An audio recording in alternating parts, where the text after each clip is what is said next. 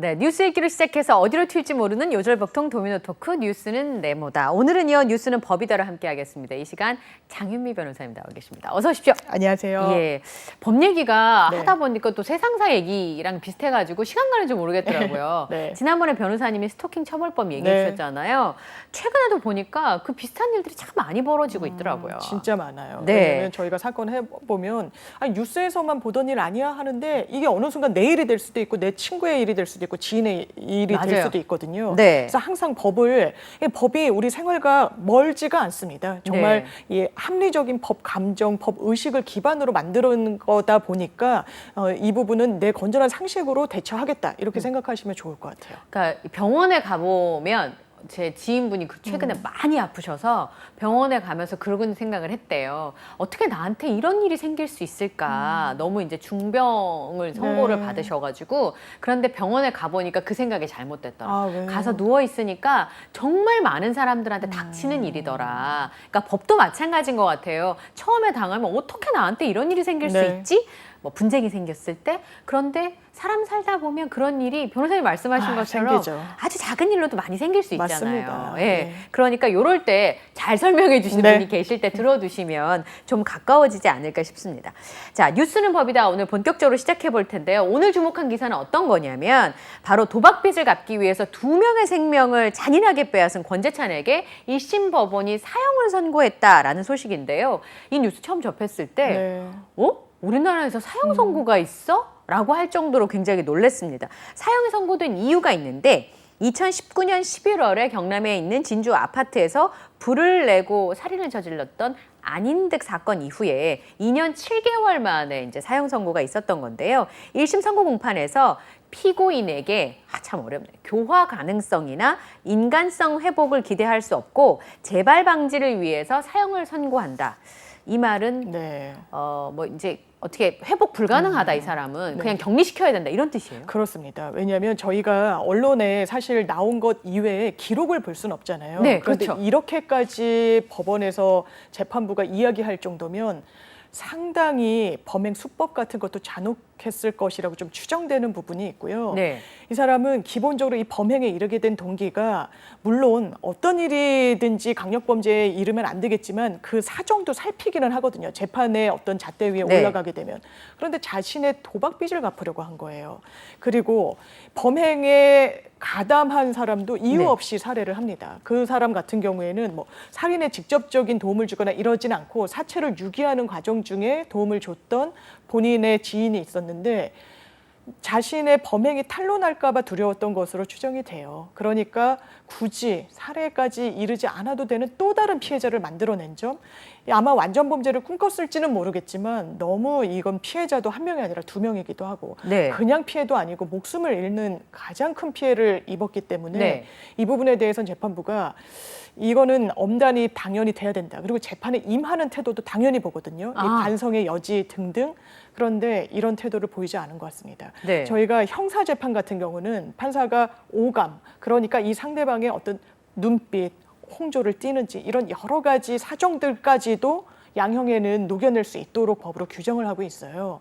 그렇다면 이런 걸 종합적으로 봤을 때 최소한이라도 인간적인 어떤 잘못, 반성 이런 기미가 보이지 않았다라고 보는 부분이 있는 것 같고요.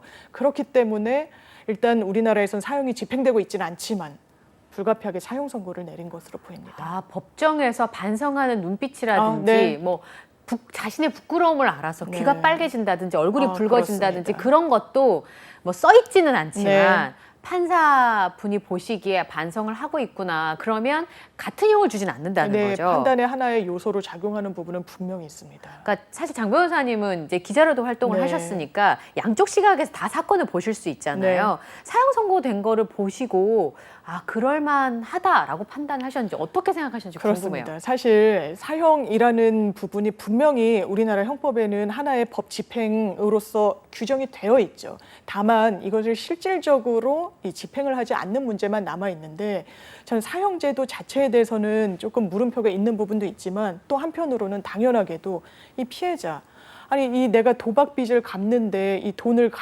강탈당하러 와가지고 목숨까지 잃어야 되는지 이런 사람에 대해서 그렇다면 계속 뭐 이른바 콩밥이란 것도 국민 세금이 들어간다라고 맞습니다. 공분을 또 표하시는 분들이 많이 계시잖아요. 그래서 재판부도 큰 고심이 있었겠다 이런 생각이 들고요. 최근에 또 강윤성이라고 이 강력범죄를 저지른 사람이 있습니다. 그런데 이 사람은 재판정에서 이렇게 얘기를 했다고 해요. 아니 피해자가 내 꿈에 나타나서 나를 보고 웃어줬다. 라고 이야기를 했는데 뭔 소리래요, 그게? 그래서 재판부도 아니 이런 말을 법정에 나와서 한다는 게 과연 피해자에 대해서 잘못을 뉘우치는 거냐라고 또 언급하기도 했거든요. 이런 여러 요소들을 보면 이 사회에 영원히 격리할 필요가 있는 사람들은 분명히 있는데 그 제도가 사형이 맞는 건지 아니면 뭐 무기징역형을 선고하는 게 맞는 건지 여러 좀 시사점을 많이 던져주는 것 같습니다. 근데 이 사건 기사 선고가 날 때마다 국민들의 법 감정은 특히나 네. 피해자 입장에서 우리가 보통 생각을 하게 되면 아까 말씀하신 것처럼 그냥 갈취당하는 상황에서 목숨을 잃은 거잖아요. 네. 강윤성 같은 경우도 사실은 돈을 뭐 맞아요. 빌리려고 하다 마음대로 안 돼서 그 여성들을 그렇게 살해한 거 네. 아니겠습니까? 그러니까 그런 여론도 의식을 하나요, 재판부에서? 그래서 재판부가 여론을 완전히 본다라고 할 수는 없겠지만 추세 같은 거는 저희가 체감을 하는 부분이 있습니다. 이를테면 아니 뭐 반성하지도 않는데 반성문 낸다라고 해서 양형 기계적으로 맞아요. 깎아주는 거 맞아? 라는 문제의식이 엄청 이 언론을 통해서 지적이 많이 나오고 하면 뭐 양형 기준표에서 빠지기도 하지만 재판부가 그런 목소리를 귀담아 듣는구나 이런 생각은 하거든요. 네. 이런 건재찬 같은 경우에도 이 사람이 이 살인 범행이 초범이 아니었어요. 2003년도에도 강도살인이란 건 굉장히 나쁜 거거든요. 자기 목적을 위해 사람의 목숨을 앗은 돈을 거니까. 위해서 사람을 사망에 이르게 했다는 겁니다. 살인을 했다라는 거기 때문에 어떤 그 범죄보다도 양형이 높은데 이 강도살인의 전력이 있던 사람이었습니다. 그리고 지금 또 이번에 사형 선고를 받은 범행 중간에도요. 출소된 이후에 전선줄을 훔쳐요. 그래서 또 이 절도 혐의로 재판을 받는 중이었어요. 범죄에 대한 감이 없나 봐요. 예, 그런 어쨌든 뭐 사이코패스가 있다라고도 이 전문가들이 진단을 하는 네. 부류의 또 유형의 사람들이 있지 않습니까? 네. 그렇다면 이 부분과 관련해서는 정말 사회와의 영원한 격리가 이루어져야 또 선의의 피해자가 나오지 않을 거기 때문에 이 부분과 관련해서도 재판부가 이런 부분을 고민하는 것 같습니다. 그러니까 형량이 정해지잖아요, 변호사님. 네. 그러면 사실은 잘 가늠이 안 되더라고요. 네. 왜 저 20년인지 30년인지 똑같은 살인인데 이 경우에는 왜 사형 선고인지. 네. 근데 그 판사님이 쓰신 말을 보면 교화 가능성이 있고 나아질 여지가 전혀 없고 네. 인간성 회복도 기대하기 인간성을 어렵다. 제대로 가지고 있지 못하다 이렇게 판단한 거잖아요. 네. 그러면 재판부가 벌을 줄 때 네. 교화 가능성이 있나 없냐 이렇게 중요해요. 그것도 보긴 하죠. 사회에 다시 돌려보내도 되는 사람인가? 특히 강력범죄자 같은 경우에는 그 그게 제일 부분도 중요하군요. 예, 볼 수밖에 없습니다. 그리고 이게 법원마다 사실 법정형이란 건 살인 같은 경우에는 5년 이상 이런 식으로 돼 있어요. 그러면 5년부터 최대 50년까지 선고 가능해서 정말 고무줄 판결이 나올 수 있거든요. 판사마다. 그렇죠. 5년과 50년 네. 완전 다르니까. 완전 다르잖아요. 뭐 사형 무기도 선고가 가능한데 더 그러면 선택의 폭이 넓어지죠. 그래서 이 고무줄 판결에 대한 문제의식이 많았기 때문에 판사 누구한테 걸리느냐에 따라서 내 형이 달라진다 이런 건 대단히 불합리해서 양형 기준표라는 게 있습니다. 그러면 거기에 이 교화 여부, 살인죄 같은 경우에는 반성하는지, 뭐 피해자 가족과 유가족과 합의가 됐는지 여러 요소를 또 판결에 녹아낼 수 있도록 표로 딱 규정을 하고 있는 부분이 있어요.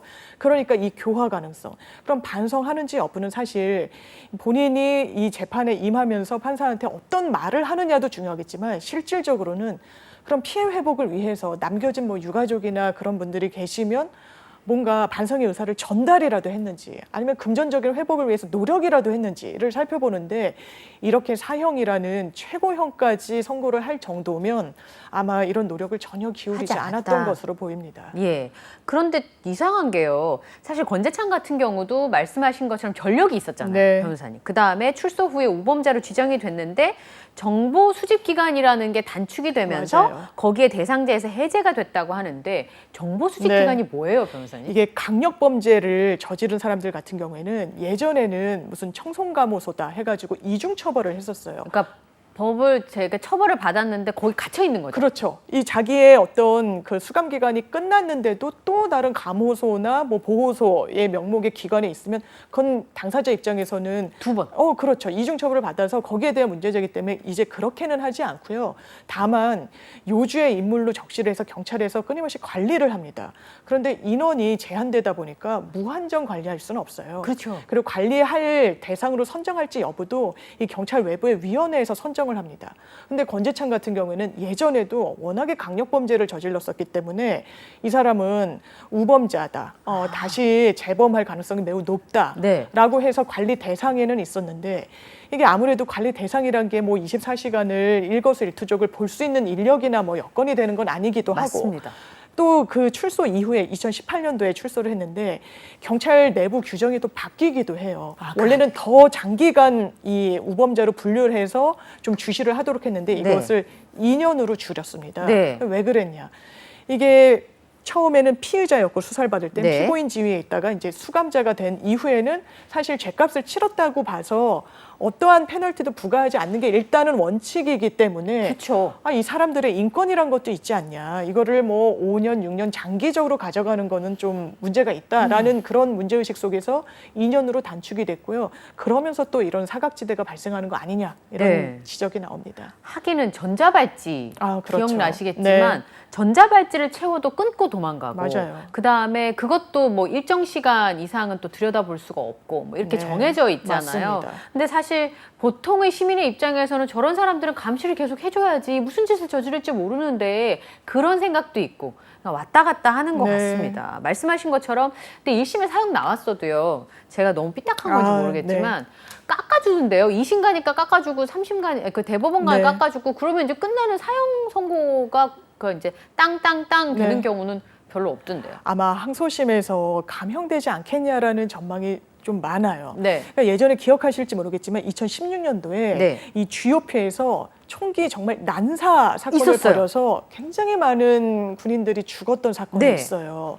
그런 사망자도 너무 많고 뭐 본인이 군대에서 불합리한 처우를 받았다고 뭐 주장을 했을지 모르겠지만 이거는 살인을 정당화해 주는 논리는 아닌 거거든요. 그래서 사형이 선고됐고 대법원 단계까지 사형이 확정된 거는 그 2016년대 그 사건의 피의자, 피고인이 지금 거의 유일하고요. 네.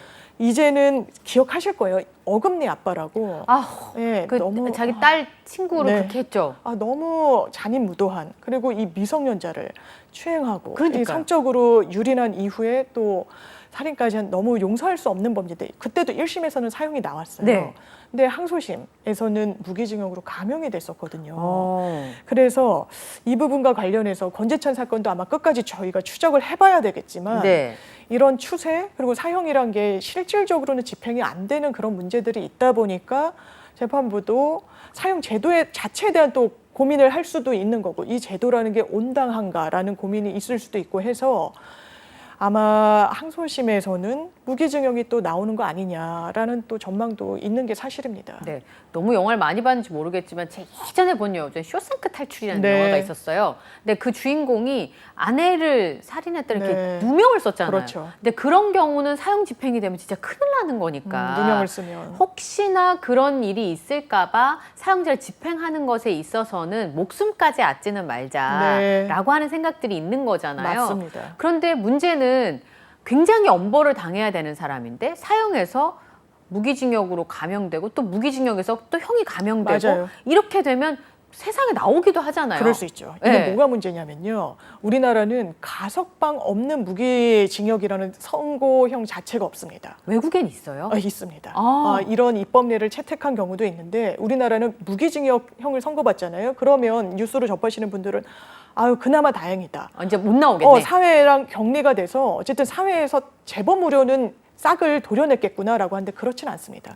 왜냐하면 관련 규정을 보면 20년 이상을 복역하잖아요. 네. 무기징역 선고를 받은 사람이라도 네. 가석방을 신청할 수 있는 권리가 주어집니다. 오. 가석방이라는 건 어쨌든 사회로 다시 내보내겠다는 거예요. 그렇죠. 그렇다면 무기징역을 받아도 이 안에서 수용 생활을 하게 되면 내가 모범수로 그리고 이 노역을 하면서 좀 잘 따르겠다, 이 규칙이나 지휘를. 그러면서 가석방을 노려보겠다. 이렇게 예. 선택을 하는 경우들이 상당히 많아요. 예. 그렇다면 이 사회와 단절하겠다는 원래 이 취지는 완전히 물 건너 가게 되는 거기 때문에 최소한 입법적으로 정말 강력범죄, 물론 정말 선처를 바라고 피해자에게 용서도 바라서 무기징역을 받았지만 가석방까지 나오는 경우와 이거는 정말 개전의 여지가 없다라고 판단을 받아서 사회 복귀를 하면 안 되는 그런 경우는 네. 동일선상에 둘 수가 없기 때문에 최소한 그런 구멍을 막기 위해서는 가석방 없는 무기징역형을 우리나라도 도입해야 되는 거 아니냐. 이게 법조계뿐만 아니라 뭐 법무부 장관이나 여러 이 좀 법조계의 수장들의 인사청문회를 거칠 때도 항상 논란이 그쵸. 되기도 했는데 워낙에 뭐 정치적인 이슈에 함몰되다 보니까 그렇게 많이 사회에서 회자되거나 좀 많이 논의가 무르익은 것 같지는 않습니다. 그러니까 피해자 엄마들은 눈에서 이제 피눈물이 나는 당연히 거잖아요. 당연히 그렇기 그렇습니다. 때문에 우리 아이가 그렇게 심각하게 당했고 심지어는 목숨을 앗아갔으면 네. 그 정도는 아니어도 엄벌을 해야 되는 거 아니냐 이런 주장을 하는데 그건 보통 유족들이 이제 그렇게 하고 끝나는 경우가 되게 많은데 제가 궁금한 게 외국 같은 경우는 변호사님 뭐 네, 2000년 뭐 그렇죠. 몇백 년 이렇게 그 선고가 나더라고요. 네. 그러면 그 사람이 죽어서도 못 나오는 건가 싶을 정도로. 네, 맞습니다. 근데 우리나라에서는 사형, 그다음 무기징역이잖아요. 맞아요. 뭐 차이가 있어요? 이 부분이 사실 사형은 집행을 97년부터 안 안 하니까. 하고 있고요. 그러면 사형수 같은 경우에는요, 사형이 최종적으로 확정이 됐다. 그럼 보통은 확정이 된 판결에 기해서 이 선고를 받은 사람들은요, 보통은 구치소에 있다가 교도소로 가요? 이감이 돼요. 네. 이게 어떤 차이가 있냐면 구치소에 있을 때는 피고인 신분이거든요. 내가 재판을 받아야 되는 신분이에요. 아직까지 범인은 아닌 거잖아요. 네, 아직 유동적인 상황인 거죠. 네. 이 법원이 완전히 마침표를 찍어주기 이전이니까. 그래서 이런 법원 인근에 있습니다. 그러니까 대도시 인근에 있어서 네. 이 부분은 뭔가 수감된 사람 입장에서는 면회도 좀 더 용이하고 상대적으로. 이런 부분이 있어요. 그런데 허용이 완전히 확정이 됐다 이러면은 교도소로 가요. 교도소는 상당히 좀 외지에 원거리입니다. 외지에 있고.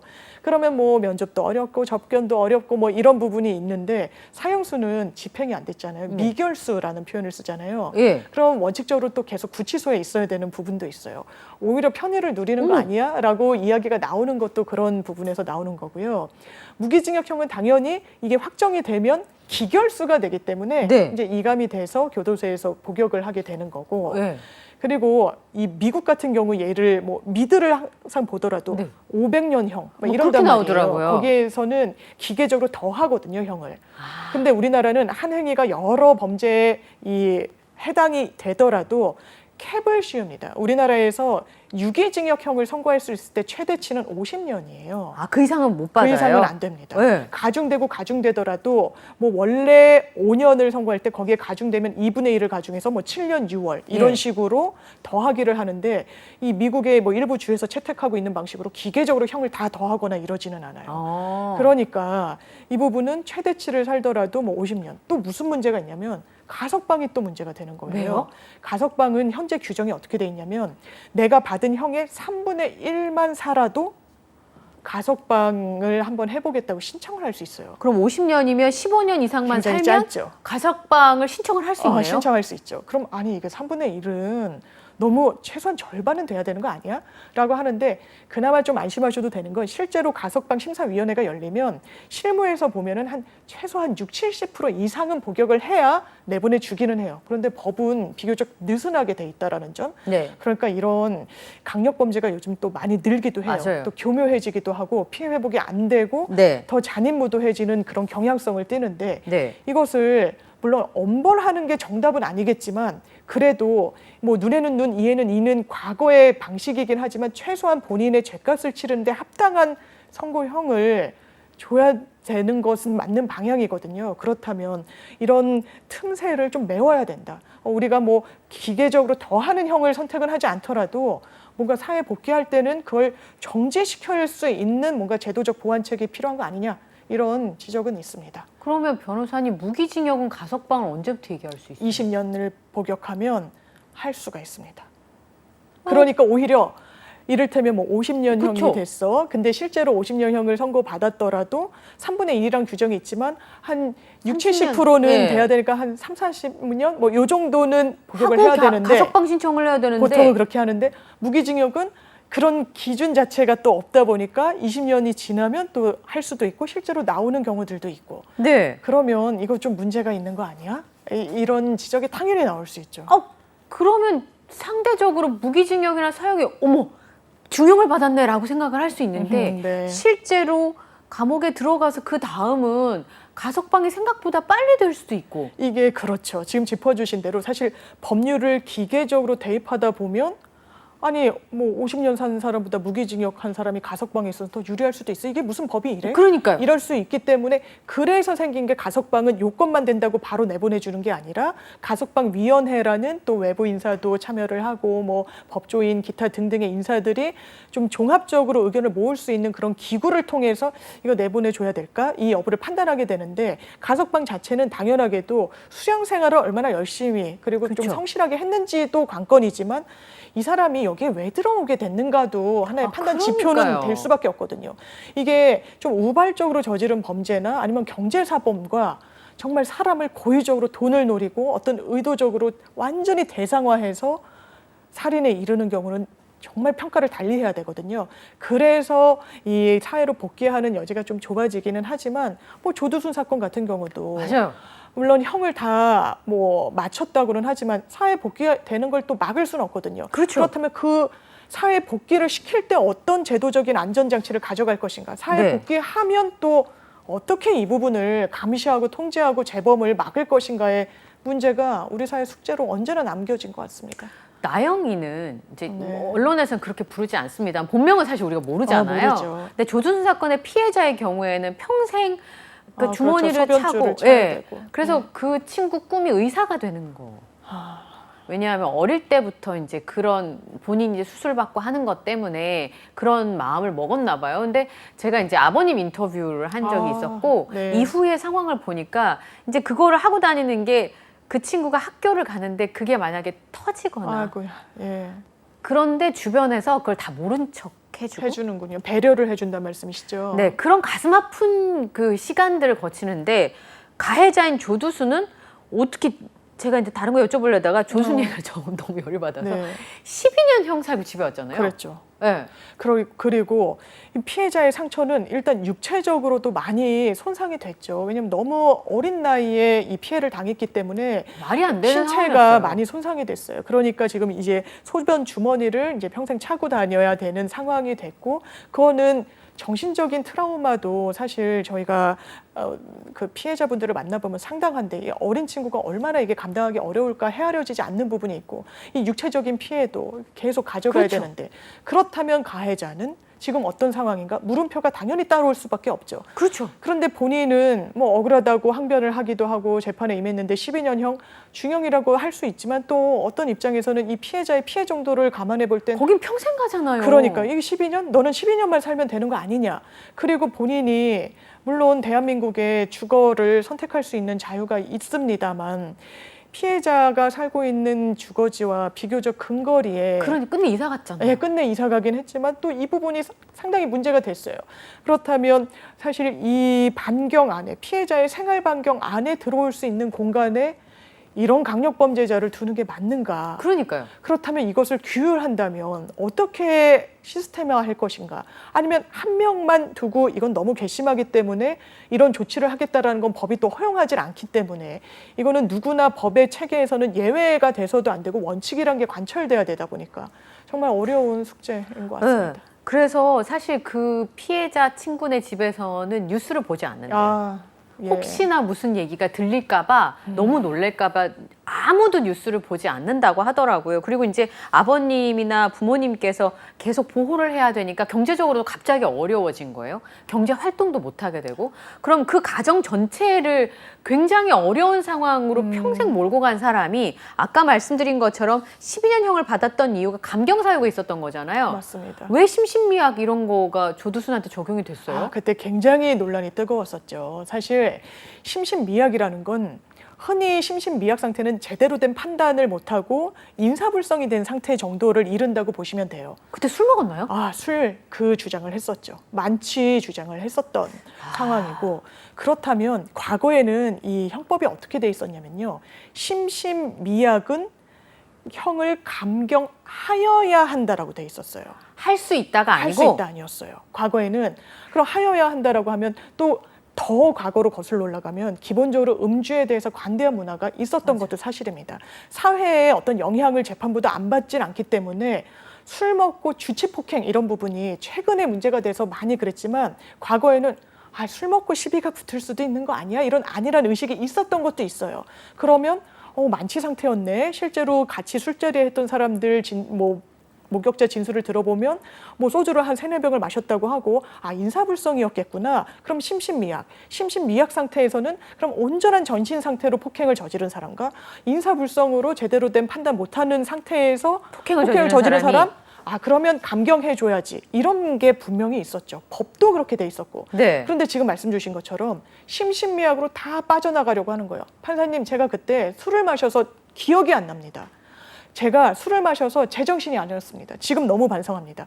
전혀 통하지 않습니다. 지금은 2018년도에 관련 규정이 바뀌었는데요. 심신미약이 설사 인정되더라도 감경할 수 있다라고 해서 판사에게 재량권을 줬고요. 그리고 심신미약으로 감경하여야 한다라는 법 체계를 갖고 있었을 때도 재판부가 아예 심신미약 자체를 인정을 안 해버렸습니다.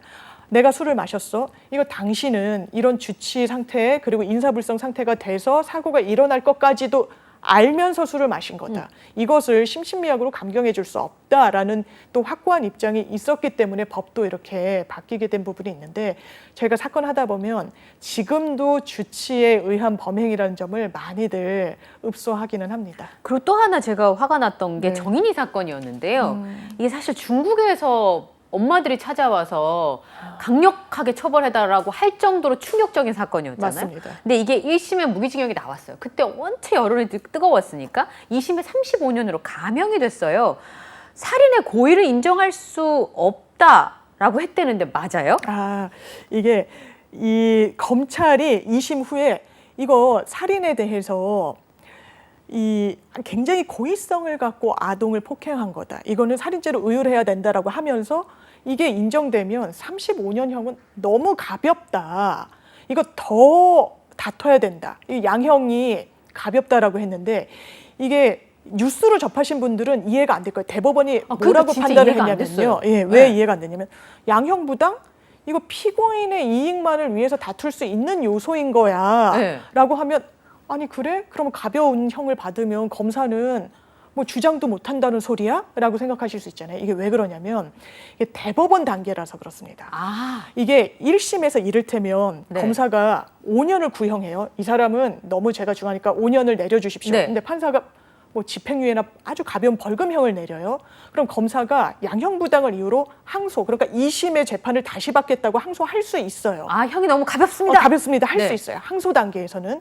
근데 대법원에서는 이 대법원은 저희가 법률심이라고 합니다. 그러니까 사실심이라는 표현이 있고 법률심이라는 표현이 있는데 사실심은 사실관계를 딱 정리를 하기 위한 증거 채택, 목격자 증언, 진술 이런 청취 같은 게 재판 과정 안에서 가능한 거예요.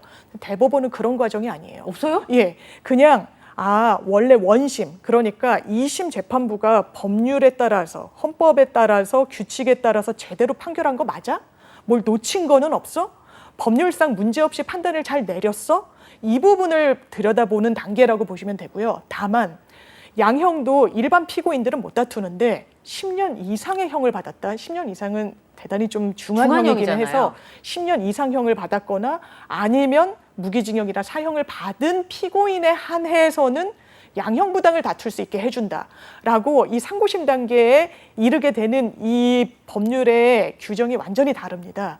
그래서 대법원이 그래 양형부당에 대해서는 상고심 그러니까 대법원 단계에서는 최소한 피고인은 다툴 수 있어. 10년 이상이 됐고 하니까. 그런데 검사 당신은 다툴 수 없습니다. 라고 결론을 내려줬고 이게 또 확고한 판례의 태도이기도 합니다. 그리고 그때 그런 얘기 있었잖아요. 이 정인이 양부모에게 아이가 있으니까 걔를 돌봐야 돼서 맞아요.